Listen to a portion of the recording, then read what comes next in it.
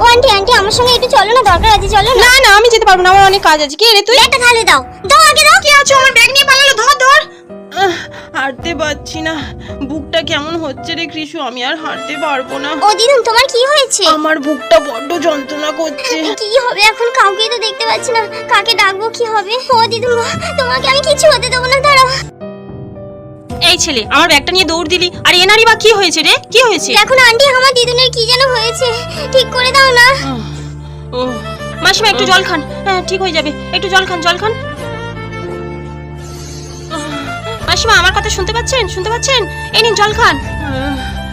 এখন কেমন লাগছে? আপনি এখন ঠিক আছেন মাসিমা? ঠিক আছে। মা ভগবান তোমার মঙ্গল করুন। মাসিমা আমি তো কিছুই করতে পারতাম না, আপনার নাতি যদি না বুদ্ধি করে আমার ব্যাগটা কেড়ে নিয়ে চলে আসতো, এই আশীর্বাদটা ওকে করুন। হ্যাঁ আমার নাতি তো আমার জীবন, এই জন্যই তো টাকার থেকে সুদের মায়া বেশি। বৃদ্ধ বয়সের অবলম্বন তো নাতিরাই হয়।